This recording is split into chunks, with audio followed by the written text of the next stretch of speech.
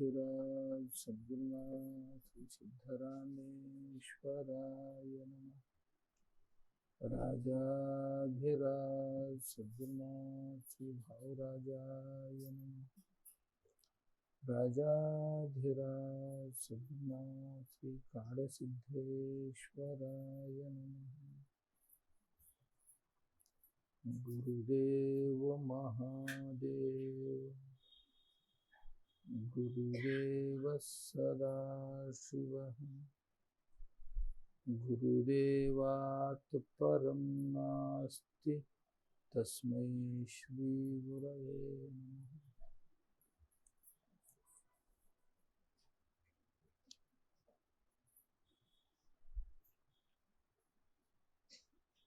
माघ प्रतिपदेच्या निमित्ताने त्याच्या आधीच भाऊसाहेब महाराजांच्या पुण्यतिथी सप्ताह निमित्ताने आपण या सत्संगात सम्मिलित आहोत। येन केन निमित्ताने सत्संग करायला मिळावा। महापुरुषांची पुण्यस्मृती असो, जयंती उत्सव असो, ते निमित्त बनतात। त्या निमित्ताने त्यांच्या त्या सद्विचार आणि आचारांची चिंतन करण्याकरता आपल्याला अवकाश भेटतो। त्या निमित्ताने आजपासून 3 दिवस आपण या सत्संगात राहणार आहोत।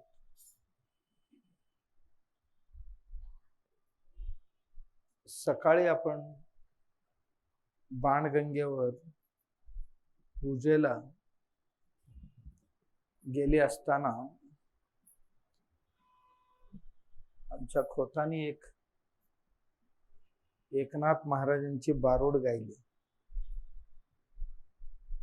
मागे कधीतरी खूप वर्षापूर्वी त्याच्यावर आपण चिंतन केले असणार असं मला वाटतंय।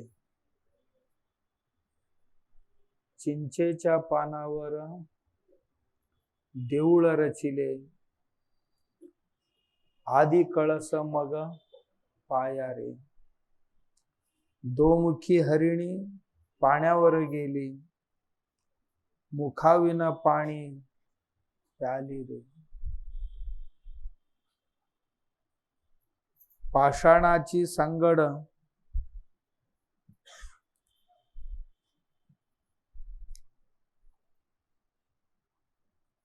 मृगजळाडू ही, वांजेचा पुत्र पोहला रे। आंधळ्यानी पाहिले, बहिऱ्यानी ऐकिले, पांगळ्यानी पाठलाग केला रे।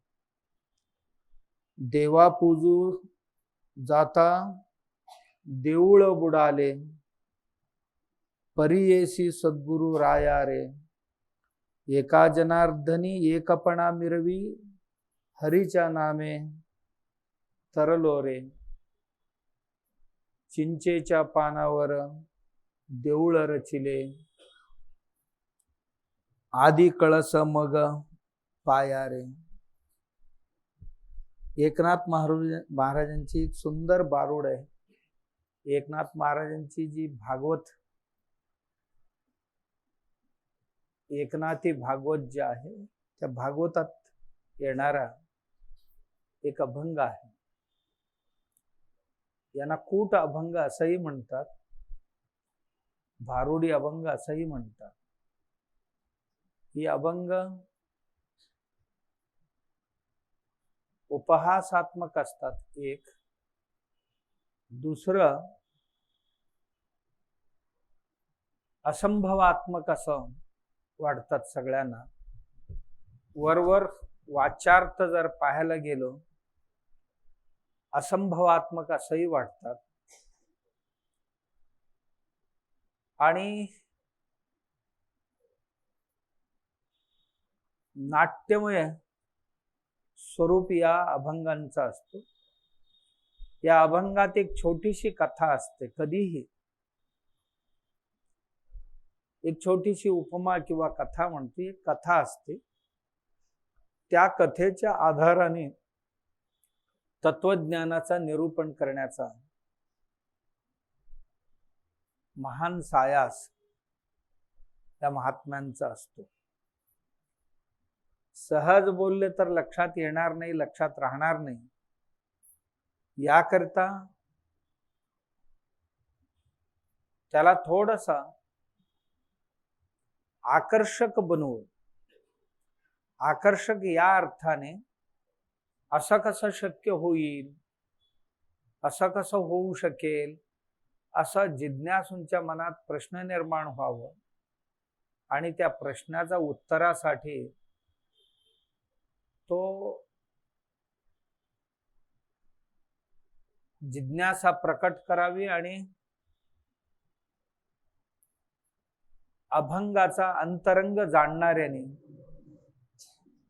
त्याचा यथायोग्य निरूपण करावं, असंच त्यामागील हेतू असतो. इथे जर बघितलं या अभंगात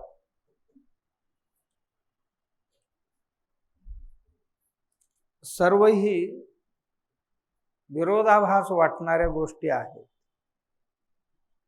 चिंचेच्या पानावर देऊळ रचिले.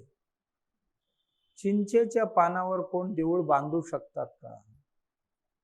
शक्य वाटत नाही. आणि बांधले ते बांधले, आधी पाया रचून मग कळस बांधण्याची, कळस ठेवण्याची प्रथा असते. आधी कळस मग पाया रे. आणि तिथे दोमुखी हरिण पाण्यावर जाते तिथे, आणि मुखाविना पाणी पिण्याकरता तोंड पाहिजे, मुख पाहिजे. हरिणीला दोन तोंड म्हणे. दोन तोंडांची हरिण तरी आपण कुठेही पाहिलेले नाही आहोत. पण एकनाथ महाराजांना दिसलेली ही जी हरिण आहे दुतोंडी आहे. इकडी मिळाले तर इकडी, इकडी मिळाले तर इकडे. दोन तोंडांची हरिण असंभव आहे. तथापि त्यांच्या कल्पनेत ती आलेली आहे. आणि आहेत दोन तोंड असं सांगितले आधी. आणि पाणी पिताना तिला तोंडच नाही, म्हणजे दोन्ही तोंड न लावता ती पाणी पिते. बिन तोंडाने पाणी ती प्याले. आणि पुढे तिथे पाषाणाचा सांगड,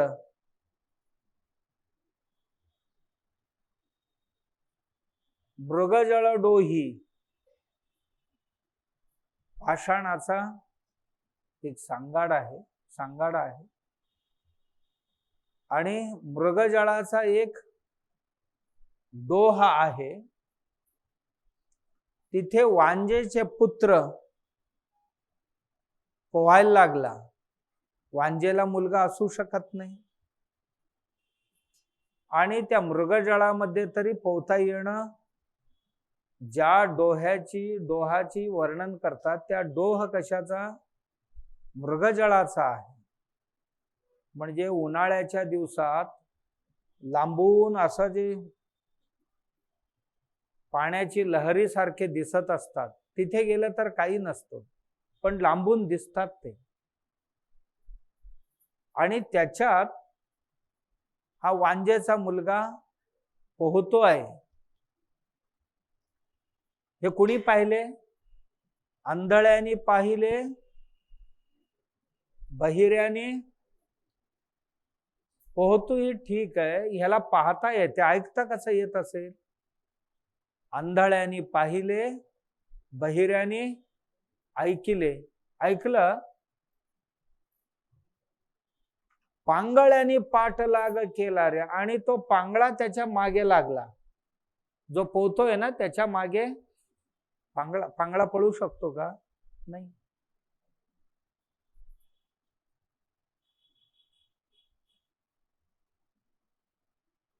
देवा पूजू जाता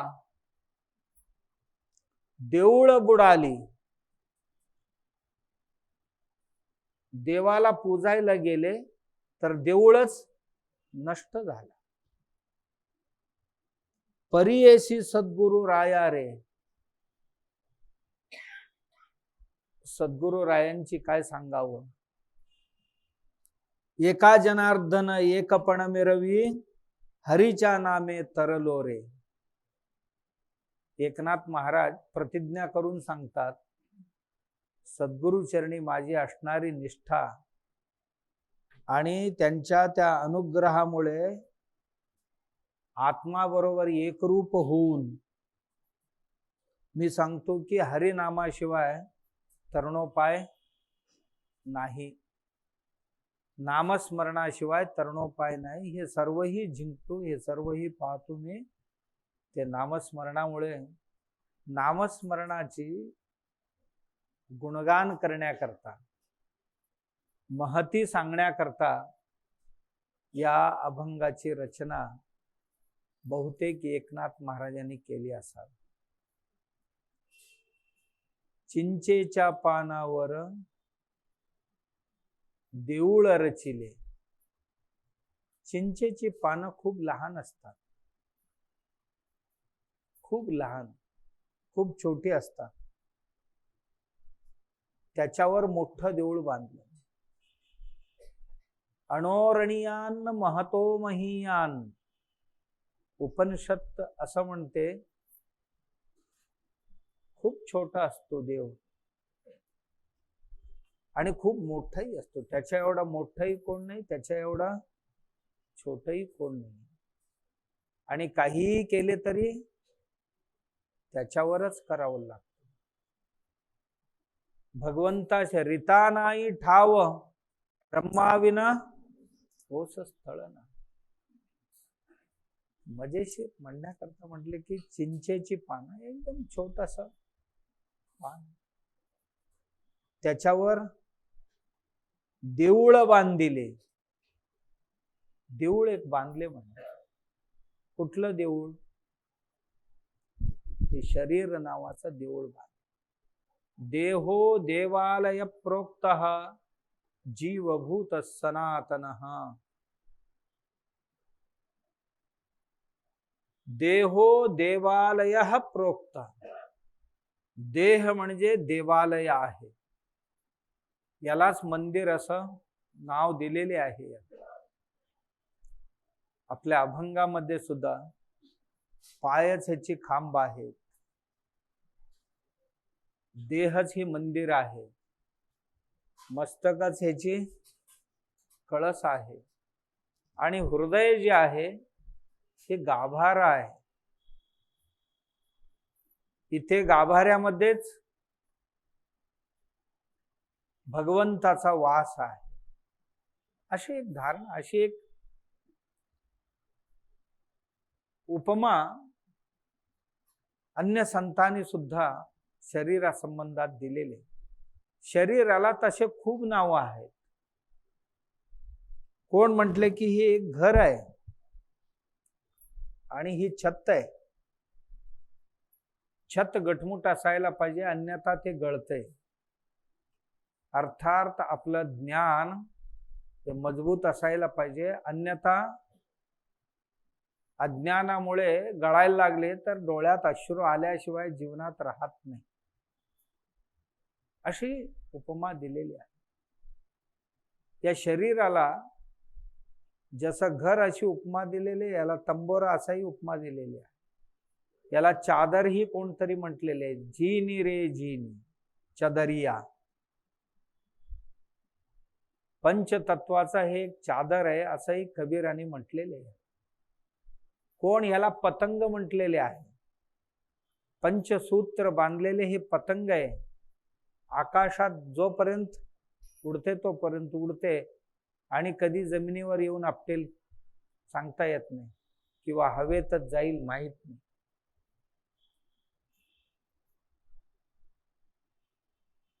कोण ह्याला कलश म्हटले, घागरही म्हणाले.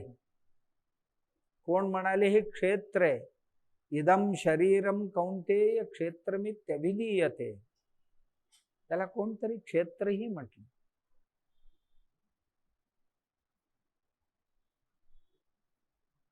पण एकनाथ महाराज म्हणतात की शरीर एक सुंदर देवालय, मंदिर पहा इतकी सुंदर आहे, इथे साक्षात भगवंतच लपून बसलेले आहे, असं एक सुंदर मंदिर आहे.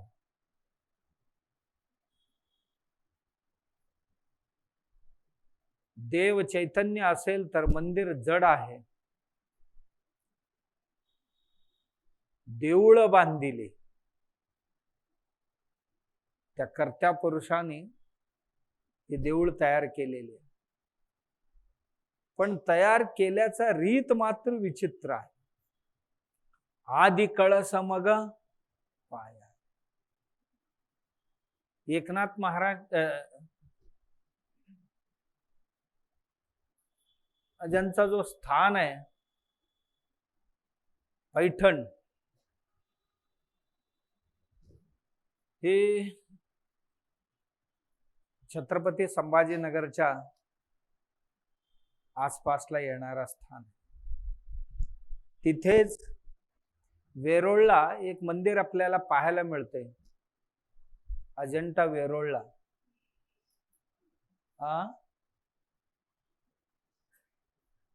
कैलास गुफाही आपण पाहिलेल्या आहात, तिथे मंदिरही आहेत सुंदर.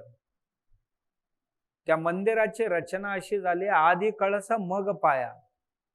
अखंड शिलेत मंदिर बांधायला सुरुवात केली, मंदिर कोरायला सुरुवात केली कळसापासून, मग पायापर्यंत गेले. हे जरी बाह्य उदाहरण जरी असलं, मातेच्या पोटात छोटासा पोट, मातेचा चिंचेची पानं का म्हटले की खूप छोटा आहे. माणूस आज जेवढा मोठा दिसतो एवढा मोठा नव्हता. आईचा पोट खूप छोटा आहे, जागाही खूप लहान आहे. तिथे देऊळ बांधले. आदि कळस, जेव्हा देह निर्माण होतो, सुरुवात त्याचा डोक्यापासून, मस्तकापासून सुरू होते. आधी बनते मस्तक, मग हात. आदि कळस, मस्तक म्हणजे वरील भाग. शरीराचा उच्च भाग जे आहे, उंच भाग जे आहे, त्याला आपण मस्तक म्हणतो. यालाच शिखर किंवा यालाच कळस असं म्हणतात. मनुष्य जीवनामध्ये मस्तक हे कलशप्राय आहे. का कलशप्राय आहे? सर्वही मुख्य इंद्रिय इथेच असल्या कारणाने याला कलशप्राय म्हणतात. श्रेष्ठ इंद्रिय जे आहेत ते सर्वही इथेच असल्या कारणाने याला कळस असं म्हटलेले आहे. दोन डोळे इथे आहेत. जीवन रथ चालण्याकरता लागणारी प्रमुख इंद्रिय सर्वही मस्तका शेजारीच आहे. दोन डोळे इथे आहेत, दोन कान इथे आहेत, दोन नाकपुडे इथे आहे आणि तोंड इथेच आहे. म्हणून ह्याला, या भागाला कलश असं म्हटलेले आहे. आदि कळस मग पाया. मातेचे उदरात जेव्हा शरीर तयार होतो तेव्हा पहिल्यांदा तयार होतो. मातेचे उदर खूप छोटा आहे म्हणून तिला चिंचेची पानं असं म्हटलेले आहे.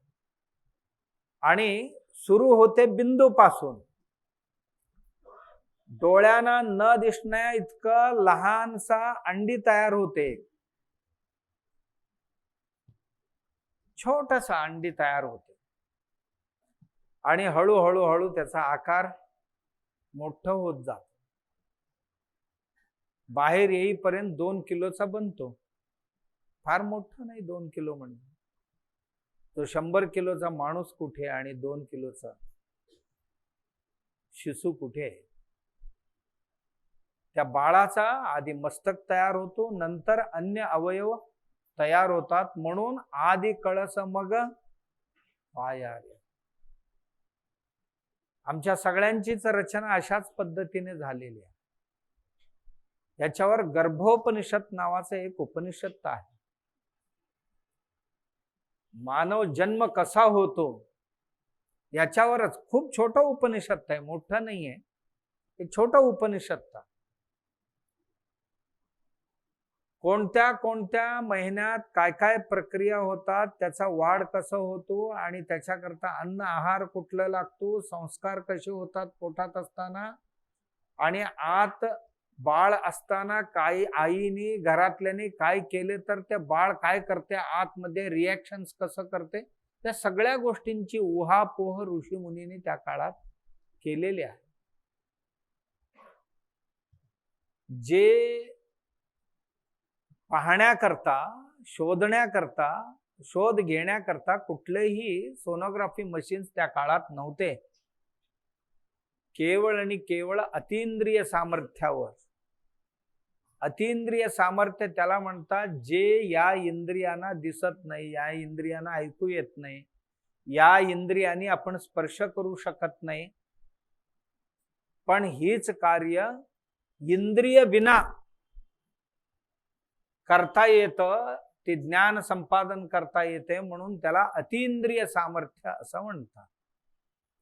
त्या अतींद्रियाच्या सामर्थ्याने हे सर्वही पाहून ऐकून मग अशा पद्धतीचे उपनिषद म्हणा किंवा अशी ओव्या किंवा अभंग संतांनी लिहिलेले आहे. देऊळ जड असतो, दगडांचा असतो. दगड म्हणजे जड असतो,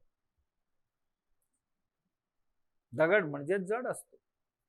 देऊळ जड असतो. प्राण प्रतिष्ठा केलेले मूर्ती मात्र आपण चैतन्य मानतो. त्या महापुरुषांनी त्यात प्राण प्रतिष्ठा केलेली. तसं या जड शरीरामध्ये आत्मा नावाचा चैतन्य जे आहे त्याची प्रतिष्ठा त्या परमात्म्याने केलेली आहे, किंवा परमात्माच त्या चैतन्य रूपाने या शरीरात बसलेली आहे. पण रचना होताना आधी मस्तक आणि नंतर शरीर झाले. दोमुखी हरिण पाण्यावर गेली. दोमुखी हरिण कोण आहे हे? दोमुखी हरिण म्हणजे द्वंद्वभोगी जीव. या शरीरातला द्वंद्वभोगी, सुखही भोगणारा, दुःखही भोगणारा, पुण्यही भोगणारा, पापही भोगणारा, दुभोग म्हणतात त्याला, द्विभोग. दोन्ही सामर्थ्य आहेत मनुष्य जीवाला. प्राण्यांना दुःखच दुःख असेल, देवांना सुखच सुख असेल, तर मनुष्य हे द्विभोगी आहे. इथे त्याला सुखही दुतोंडी म्हणजे एका तोंडाने सुख आणि एका तोंडाने दुःख. तोंड म्हणजे दोन भोग असा त्याचा अर्थ. सुखही भोगता येते, दुःखही भोगता येतं, पापही भोगता येते, पुण्यही भोगता येतं. करायला सुद्धा पापही करता येतं, पुण्यही करता येतं. असं द्विभोगी जीव हाच हरिण आहे. हरिण का म्हटले? हरिण थोडासा चपळ प्राणी आहे. हरिण हे सुंदर आणि चपळ प्राणी आहे. जीव सुद्धा सुंदर आणि चपळ आहे. एका क्षणात इथे हात लावला तर इथे गेलेले असतो, आणि इथे हात लावला तर इथेही पोचलेले असतो. या बोटाच्या टोकावर हात लावले तर इथेही आणि इथेही, सर्वत्र या शरीरात धावणारा जीव हरिण म्हणून घेत. दुतोंडी हरिण पाण्यावर गेली म्हणजे पाणी पिण्याकरता गेली. कोणती पाणी आहे? जीवनामध्ये कुठली पाणी पिण्याकरता गेलेली आहे? ही हरिण चित्तरूपी नदीवर गेलेली आहे. चित्तरूपी नदीवर गेली. तिथेच सर्व चित्त आहे. हे नदीप्रमाणे आहे. चित्त एक ठिकाणी थांबत नाही. जसा पाण्याची थेंब पडले की पसरायला लागतो किंवा उतार असेल तिकडे जायला लागतो, म्हणून त्याला पाण्याची उपमाही दिलेली आहे. म्हणून हा जीव चित्ताला घेऊन जातो, चित्ताकडे जातो.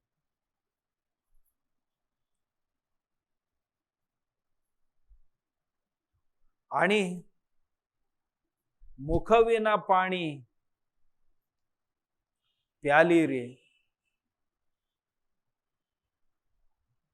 सुखदुःख दोन्ही असताना सुद्धा त्याला तोंडाची गरज नाही. हा चित्ताजवळ गेलाय ना, चित्ताला इंद्रियांची कधी कधी आवश्यक. चित्त म्हणजेच मन. त्याला कधी मन म्हणून घेते, कधी चित्त म्हणून घेते, कधी अहंकार म्हणून घेते, कधी बुद्धी म्हणून घेते. तिची 4 रूप आहेत. त्या मनाला, त्या चित्ताला मुखाची गरज नाही. नसताना सुद्धा ती खाऊ शकते. मन इंद्रियांचा सहाय्य नसताना सुद्धा भोग भोगू शकतो. रात्री आपण झोपलेले आहोत, सर्व इंद्रिय निद्रिस्त आहेत, तरी सुद्धा मन किंवा चित्त एकच, जीव एकटाच आहे रात्री, तरी सुद्धा सर्व भोग भोगतो की नाही? स्वप्न पडलेले आहे त्याला. राजा झालाय, राणी बरोबर लग्न झालेले, 4-8 मुलं झालेले, सेनापती तयार झाली, सैन्य तयार झाली, 100 वर्ष संसार ही करतो, सर्व भोग भोगतो. म्हणजे मुखविना भोग भोगू शकतो. जो चित्ताबरोबर जोडला गेलेला जो जीव आहे, जीवाला त्याच्या भोगाकरता इंद्रिय पाहिजेच असं नाही. बिना इंद्रिय सुद्धा कल्पना करून सर्वही भोग भोगू शकतो. पाषाणाची सांगड मृगजळ डोही, वांजेचा पुत्र पोहला रे.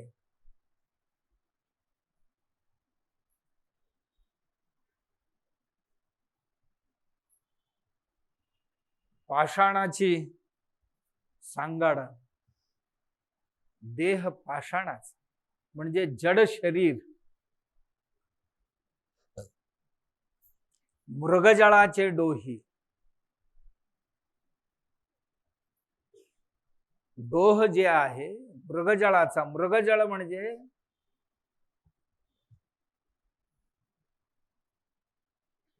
भ्रम किंवा भ्रांती ज्याला म्हणतो. मृगजळ शब्दाचा अर्थच आहे की खरोखरच पाणी असेल का? एक मन म्हणते असेल, दुसरं मन म्हणते असं कसं असेल तिथे? माणसं तिथनं बाजूला येतात जातात, कोणी भिजत नाही, मग तिथेच ही मृगजळ दिसते, तर पाणी असेल का? याला म्हणतात ब्रह्म. दुकोटी ज्ञान को भ्रम कही आहे. हे योग्य आहे की हे योग्य आहे, हे बरोबर की ते बरोबर, असं जे म्हणतो याला काय म्हणतात? भ्रम, भ्रांती म्हणतात. भ्रांती.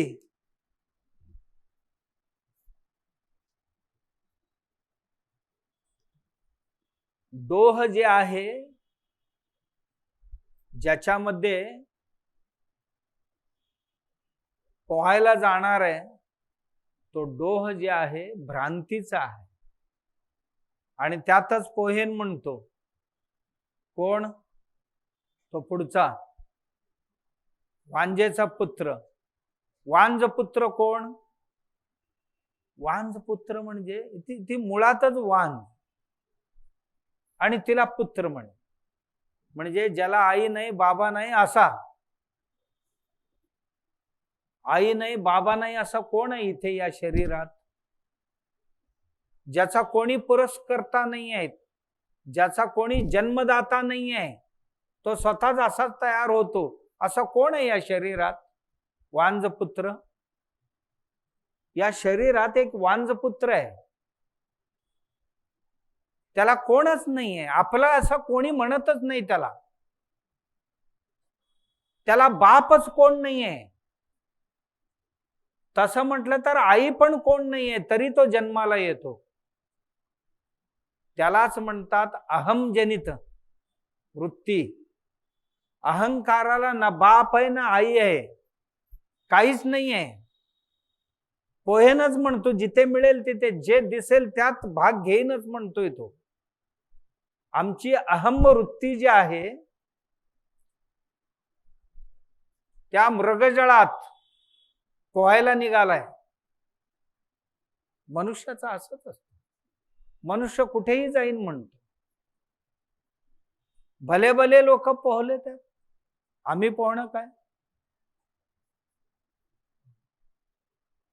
भले भले लोक पोहायला गेले. हे माया आहे, ही मृगजळ आहे, हे भ्रम आहे, ही असून सुद्धा आम्ही सगळेजण काय करतो आहोत? आम्ही संसार सगळी माया आहे म्हणतो, सगळी ही संसार भ्रम आहे म्हणतो, आणि ही संसार खरं नाही म्हणतो. काय सोडले? कोण सोडून गेले?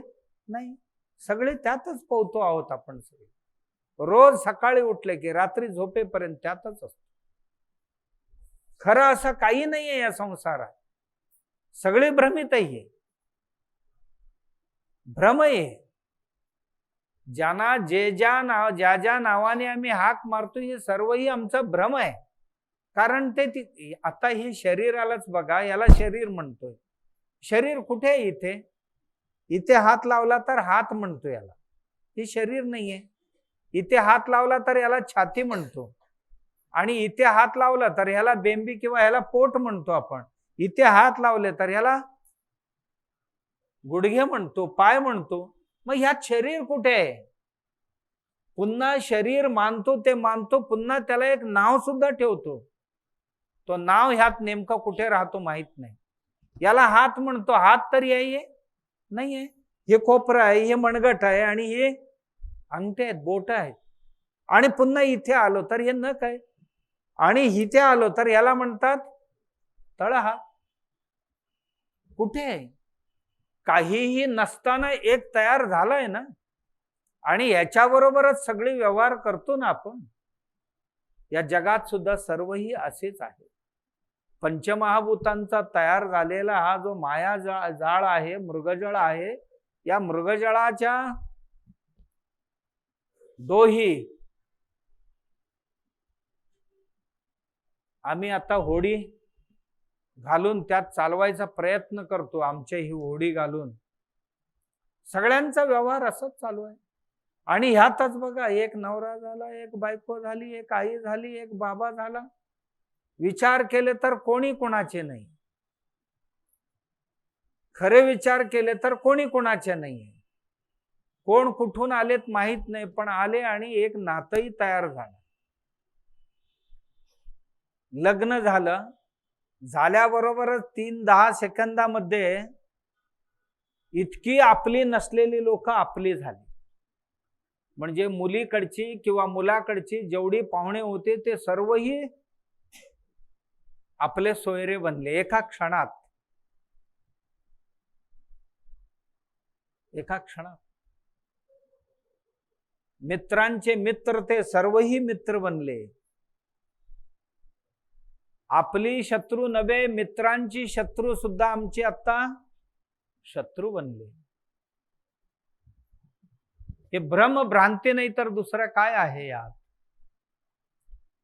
आणि ह्या भ्रांतीतच जीवन जगतो. हे 100 वर्ष राहणार आहे असं म्हणतो. उद्या काय होईल गॅरंटी कोणालाही नाहीये. सकाळी उठू की नाही याची भरोसा कोणालाही नाही, तरी सुद्धा 100 वर्षाची प्लॅन करतो की नाही. घर बांधायचे झाले तर टिकाऊ पाहिजे म्हणतो, फॅन आणायचा असेल तर टिकाऊ पाहिजे म्हणतो. का? भरपूर वर्ष टिकला पाहिजे. किती वर्षाची, कोण 20 वर्षाची गॅरंटी मागतो, कोण 50 वर्षाची गॅरंटी मागतो, कोण दिला तर 100 वर्षाची सुद्धा गॅरंटी मागतो. पण स्वतःची गॅरंटी कार्ड आम्ही कोणीही देऊ शकत नाही. काय देणार आहोत आपण कोणतरी? तुम्ही किती वर्ष राहणार आहात असं कोणतरी आम्हाला विचारलं तर आम्ही काय गॅरंटी कार्ड देऊ शकतो? जे काय जगतो आहोत त्या भ्रांतीतच जगतो आहोत. आम्ही त्या मृगजळाच्या डोहातच आम्ही सगळेजण पोहणारे आहोत. म्हणजे असं ही कथा ऐकताना, एकनाथ महाराजांची बारूड ऐकताना सगळ्यांना असं वाटेल एकनाथ महाराजांनी कुठली तरी एक कथा सांगितलेली आहे. नाहीये, ही कथा सगळी आमचीच आहे. चिंचेचे पानही आमच्याच आहे आणि देऊळही आमचाच आहे. देवळात राहणारा देवही आमच्यातच आहे. त्याच्या शेजारी ही हरिण शरीरा शेजारीच आहे, शरीरातच आहे हरिण. आणि ती ज्या डोहाकडे चालली, ज्या चित्त सरोवराकडे चालली, चित्त सरोवर काय त्याच्यापेक्षा लांब आहे थोडी, तिथेच आहे. आणि वांजपुत्र जो आहे तो काय बाहेरचा आहे? नाही, आमच्यातलंच आहे. त्याला कोणी आई नाही, बाबा नाही. अहंकाराला कोण काय जन्माला घातलेले? कोणाच्याही आमच्यातला अहंकार आहे. अहंकाराचा बाप मी आहे म्हणून सांगायला कोण आलेत आजपर्यंत? नाही. माझ्यामुळेच तो तयार झाला असं कोणतरी म्हटलेले नाहीये, कोणी नाहीये. पण तो स्वतःच तयार होतो, कारण तो वांजपुत्र आहे. आणि तो इतका गर्वी आहे, इतका अहंकारी आहे आणि त्याला कोणी अडवू शकत नाही. तो कुठेही पोहेन म्हणतोय. मायामृगाचा हे जो आमचा संसार आहे, मायाजाल आहे, माया जळ आहे, यातच तो पोहतोय आयुष्यभर. आणि हे पाहिले कोण? आंधळ्याने पाहिले. आतापर्यंतची जी कथा होते ना, इथपर्यंत एक होता, आता दुसरा एक आला. आणखीन दुसरा एक आला, कारण त्याला पाहतो तो. आंधळ्यानी पाहिले, बहिऱ्यानी ऐकिले, पांगळ्यानी पाठ लाग. कोणाचा? तो डोहात आधी गेलाय ना, त्याचा पाठलाग करतोय हा. आंधळ्यानी पाहिले, बिनडोळ्याचा आहे पण पाहतोय म्हणे. कसं शक्य आहे? पाहण्याला सर्वसाधारणपणे अर्थ असा असतो, पाहणारा मी एक, दिसणारा एक असते, तेव्हा पाहण्याची क्रिया संभवते. होय ना? डोळ्यांची असंच असते ना. काय असते की ही चष्मा आहे आणि चष्म्याला मी पाहतो, म्हणजे हे दिसते आणि मी पाहतो. ही माझ्यापेक्षा वेगळं आहे म्हणून मी याला पाहू शकतो. हे पाहण्याकरता डोळे जे आहेत, या डोळ्यांना काय म्हणतात? भिन्न दृष्टी म्हणतात. भिन्न दृष्टी म्हणजे आपल्याला सोडून दुसऱ्यांना पाहण्याची जी क्रिया आहे त्याला काय म्हणतात? भिन्न दृष्टी. हे सर्वसाधारणपणे जगातल्या लोकांची व्यवहार असाच असतो. जगातले लोक ऐकतात स्वतःची कधी नाही, स्वतःला कधी पाहत नाहीये, आणि ऐकतात ही बाहेरचे दुसऱ्यांची आणि पाहतात ही दुसऱ्यांनाच. अर्थात आंधळ्याने पाहिले म्हणजे हे भिन्न दृष्टी ज्यांची गेलेली आहे तो आंधळा. भिन्न दृष्टी ज्यांचा नाश झालेले आहे, अज्ञान दृष्टी ज्यांचा नष्ट झालेले आहे, तो म्हणजे ज्ञानी. ज्ञानीच पाहू शकतो. म्हणजे स्वतःला पाहतो तो, दुसऱ्यांना पाहत नाही, असाही एक आहे.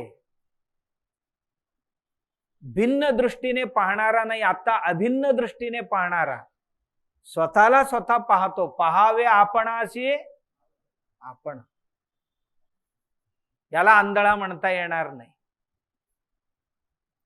स्वतःला पाहणारा हा आंधळा आध्यात्मिक दृष्ट्या, आणि भौतिक दृष्ट्या हे बाहेरचा पाहू न शकणारा आंधळा, आध्यात्मिक दृष्ट्या बाहेरचं पाहू नये आणि आतला पाहणारा आंधळा असतो. म्हणजे बहिर्दृष्टी ज्यांचा नष्ट झालेली आहे तो, त्यालाच ही भ्रांती असं कळते. हे भ्रांती तिला जाणण्याकरता दुसऱ्या भ्रांतीवाला नाही जाणू शकणार. ते भ्रांती असं जाणण्याकरता ज्यांच्याकडे ज्ञान आहे, ज्ञानी माणूसच नाही, ते खरं नाहीये, ती भ्रांती असं ओळखतो. असं ओळखणारा एक पाहिला, ज्ञानी माणूस पाहिला, ज्यांची भिन्न दृष्टी नष्ट, जगातल्या लोकांसारखं जे दृष्टी आहे ती नष्ट झालेली आहे, म्हणून तो आंधळा. आंधळ्यांनी पाहिले. आणि भिन्न ऐकणारा, बाहेरचा ऐकणारा आणि अंतर आवाज, अंतर्ध्वनी ऐकणारा, हे दोन असतात. बाह्य ध्वनी ऐकणारा जो आहे तो सामान्य माणूस आहे, आणि अंतर्नाद ऐकणारा एक आहे. ही कान बंद झाले तरी सुद्धा आतलं ध्वनी ऐकणारा एक आहे, त्याला म्हणतात बहिरा. जगाच्या दृष्टीने तो बहिरा झाला आता, कारण तो आतलं ऐकतो. आता आंधळ्यांनी पाहिलं, बहिऱ्यांनी ऐकिले, पांगळ्यांनी पाठ लाग केला रे. पांगळा म्हणजे कोण? जगातली लोक अनाचार संपन्न आहे. पाय म्हणजे चालणारी, चरती, चालणं. पाय म्हणजे चालणारे. बाहेर जे पाय दिसतात हे चालणारी आहे. हे पाय काय सरळच चालतात असं वाटतंय? कधीही सरळ रस्त्यावर चालत नाही. चालणं म्हणजे आचार. आम्ही कधीही सदाचाराने वागत नाही. सदा आमची पाय आडवेच पडत असतात. केवळ पाय नाही, सर्व इंद्रिय आडवे तिडवे चालत असतात. आडवे तिडवे चालणारे पाय नष्ट झालेत आता. त्याला काय म्हणतात? पांगळा. आता या संसारात आडवं तिडवं चालणं ज्यांनी सोडून दिलेले आहे, आता सदाचाराच्या पायाने चालणारा जो आहे तो पांगळा. म्हणजे दुराचार नावाची वृत्ती ज्यांची नष्ट झाले आणि सदाचार वृत्तीने संपदभरित झालेला जो पाय आहे, आणि तो आता जातोय, तिथे जातोय, तो पाठलाग करतोय, तो सांगतोय येड्या हे काय करतोय, हे सर्व भ्रम आणि भ्रमेच्या जाळीत अडकलायस तो. आणि हे सर्व ही जे आहे भवसागर, हे जे डोह आहे ना, हे साधे नाही आहे. याला भवसागर म्हणतात. या जगात 3 समुद्र आहेत. एक जनसागर, एक जलसागर आणि तिसरं भवसागर. जनसागर म्हणजे आम्ही सगळे आहोत ना, हे 800 कोटी जगातले, हे जनसागर आहे. दुसरं जलसागर म्हणजे ही आहे ना, हे अरबी समुद्र वगैरे सर्व, हे सर्व ही जलसागर आहे. आणि तिसरं भवसागर म्हणजे पुन्हा पुन्हा जिथे जन्माला येतो आणि पुन्हा पुन्हा जिथे मरतो, ज्याला अंतच नाही, जन्माला अंत नाही आणि मृत्यूलाही अंत नाही, एवढा मोठा समुद्र आहे हे भव. म्हणून ह्याला भवसागर म्हणतात. या भवसागरामध्ये गटांगळ्या खाणाऱ्याला हा पांगळा जाऊन सांगतो, बाबा मी खरंच सांगतो तुम्हाला, एका जनार्दनी आधी सांगितलं ना,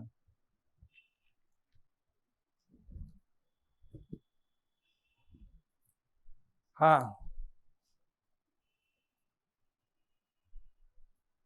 देव पूजू जाता देऊळ बुडाला, हे पाहायला गेले ना तेव्हा तो देव पूजायला चालला होता, त्याचा काय लागला नाही. पण हा जो होता ना पांगळ्या, हा देव पूजायला गेला. पांगळा जो होता ना हा देव पूजायला गेला, देव पूजायला गेला, देऊळच बुडाला.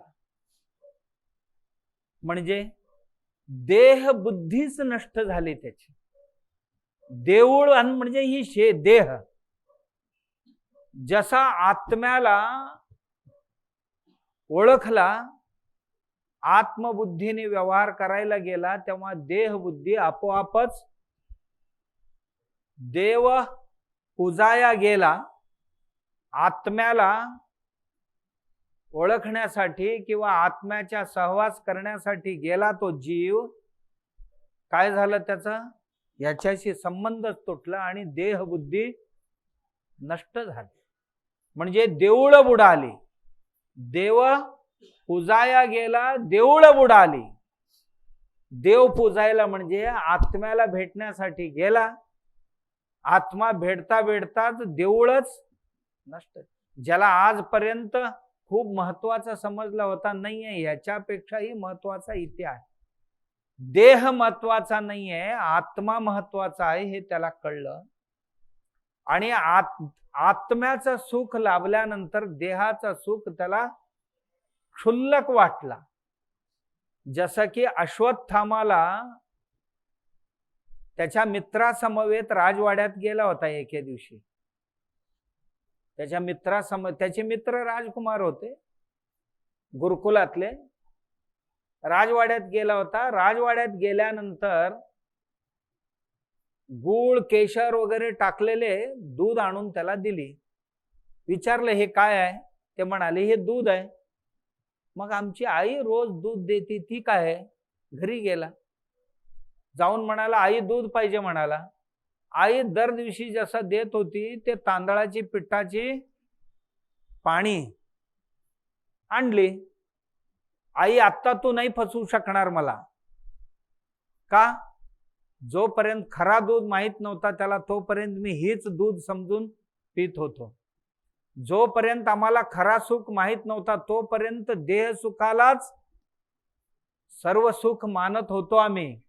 जेव्हा आत्म्याच्या जवळ गेल्यानंतर, आत्मज्ञान झाल्यानंतर आत्मसुख दिसला, त्यानंतर देह सुख त्याच्या समोर, संसारातलं सुख अध्यात्माच्या सुखासमोर लवलेशही नाही, किंचितही नाही. देव पूजाया गेलो, देऊळ बुडाली. परियेसी सद्गुरु राया रे.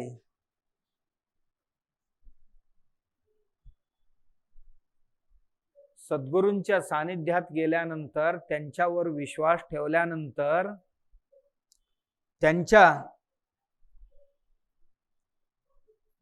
अनुग्रहाने, गुरूंचे अनुग्रह म्हणजे गुरूंनी केलेले उपदेश आणि त्या उपदेशावरचा आपला श्रद्धा, त्या श्रद्धेने दुसरं कोणी देऊ शकत नाही. तो भरोसा, तो विश्वास आम्हाला दुसरं कोणी देऊ शकत नाही. का, गुरु हे केवळ गुरु नाही आहेत. हे गुरु परमात्मा परेशो, साक्षात परमात्मा, अप्रत्यक्षो महादेव, अप्रत्यक्ष असणारा तो महादेव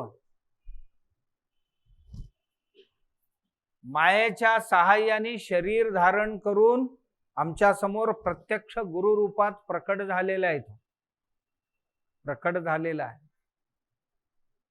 का, बुडते हे जन न देखावे डोळा, म्हणून येत असे या न्यायाने आलेले आहेत. ते गुरु जे आहेत हे जग सर्वही मायाजळात बुडत आहे, भ्रमासागरात सर्वही भ्रांतीच्या सागरात बुडत आहेत. त्याला सत्य समजून म्हणून ह्यांची सर्व दुःख पाहून कळकळीने आलेले आहेत आणि त्यांना असणारा कळकळ दुसरा कोणाला असू शकत नाही. जसं की आपण नेहमी ऐकत असतो, बादशाह बिरबलला म्हणाला, अरे बिरबल, तू रोज गप्पा गोष्टी करतोय आणि तुझ्या धर्माची काय काय सांगतोस आम्हाला. कालच काय बोललास तू, यदा यदा हि धर्मस्य ग्लानिर्भवति भारत अभ्युत्थानम अधर्मस्य तदात्मानं सृजाम्यहम. अरे तुमच्या धर्मात देवच कसं काय येतो स्वतः, आमच्यात तसं नाही. आमच्यात रसूलला पाठवतो. संदेशवाहक, रसूल म्हणजे संदेशवाहक, एक माणूस, पोस्टमन. आमच्याकडे भगवंत पोस्टमनला पाठवतो, जा तेवढा रिपेरी करून ये जा, त्यांची तेवढी दुःख घालवून ये जा, त्यांना उपदेश करून. आमच्याकडे देव रसूलला पाठवतो. आणि तुमच्याकडे अशी काही इमानदार लोक नाही का रे? स्वतःच काय येतो देव, काय त्याला काय दुसरं काम नाहीये? असं चेष्टेने संध्याकाळी फिरायला गेले होते तेव्हा बादशाह म्हणाला बिरबलला, बिरबल म्हणाला, महाराज म्हणतात हे बरोबर आहे, याला योग्य उत्तर द्यायला पाहिजे, असा मनात विचार सुरू झाला. 4 दिवसांनी संध्याकाळी असेच फिरायला गेले होते, हवा खायला. फिरत फिरत फिरत फिरत नदीवर गेले, गंगा नदीवर. भरून वाहत होती गंगा. आणि हे दोघेही चालत असताना आकस्मिकच राजवाड्यातली आया दिसली तिथे. आया म्हणजे दाशी. राजा ओळखला, अरे ही दाशी आपली कशी काय आली इथे? आली असणार महाराज. तिच्या हातात एक बाळ होता, दाशीच्या हातात. ती बाळाला घेऊन त्या पाण्यात न येत होती, ती पाण्याच्या किनाऱ्याने. राजा म्हणाला, ही बाळ सुद्धा आपलंच आहे, बहुतेक बाळाला फिरवायला आणली असणारी. आत्ताच परवा तरी बऱ्याच वर्षानंतर महत्त प्रयासाने झालेले बाळ आहे, देवाच्या कृपेने झालेले बाळ आहे. आणि ह्या बाळाला आता घेऊन आली फिरवायला, बहुतेक त्याला भ्रमंतीसाठीच आणली असणार असा राजा समजला. आणि असं बघता बघता त्या बाईने बाळाला सोडूनच दिले हातातनं, आणि बाळ पाण्यात पडलं. बाळ पाण्यात पडलेले पाहताच राजा सर्व, मी राजा आहे, तो प्रजा आहे, इकडी कोण आहे तिकडी कोण आहे, आन नाही भान नाही शान नाही, सगळे सोडून उडी टाकला आणि त्या बाळाला घेऊन बाहेर आला. बघितलं तर बिरबल हसत उभा राहिला होता. का तर पडलेला बाळ नव्हता, ती बावली होती, बावली होती. आणि महाराज ते बावली घेऊन आले. बिरबल हसला. ए बिरबल, का हसतोयस? तो म्हणाला, महाराज परवा प्रश्न विचारला होता ना तुम्ही, तुमच्या देवच स्वतः काय येतोय? आम्ही काय मेलो होतो? एवढी जण होतो तुमच्या बरोबर, मागे सैन्य होता, सेनापती होते, मंत्री होते, मी होतो. आणि तुम्ही आजपर्यंत कुठलंही काम करायचं असेल तर बिरबलची सल्ला घेतल्याशिवाय करत नाही. ते बाळ पडल्यानंतर सल्ला घ्यायचं की नाही? कोणाला पाठवायचं? होडीने पाठवायचं की पोत जायचं? आणि मंत्र्याला पाठवायचं की सेनापतीला पाठवायचं? सल्ला घेतला काय माझा? कोणालाही बिन विचारता उडीच टाकला. तुम्ही का टाकलात? म्हणाला, अरे माझं बाळ आहे, ह्याला टाक त्याला टाक म्हणेपर्यंत बुडून जाईल, ते मरेल म्हणताना मीच गेलो म्हणाला. आमचा देवाचं पण असंच असते म्हणाला. तुमचा पोस्टमन येऊन पत्र देईपर्यंत मेला तर काय करायचं, म्हणून आमचा देव स्वतःच येतो म्हणाला.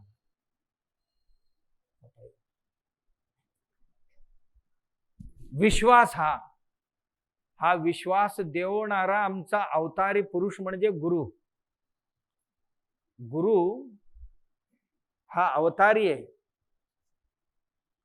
परित्राणाय साधूनाम विनाशाय च दुष्कृताम. कशासाठी आलेले आहेत? सज्जनांचे संरक्षण करण्याकरता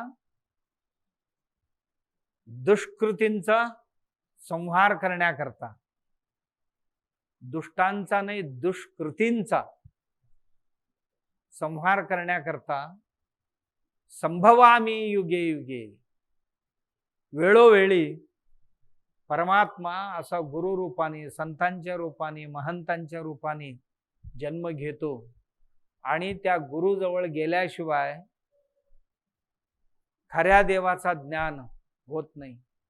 आणि खरं सांगू तुम्हाला, नामदेव एकनाथ महाराज म्हणतात, त्या गुरुवरची माझी श्रद्धा आणि निष्ठा आणि त्या गुरूंच्या उपदेशाच्या बळावर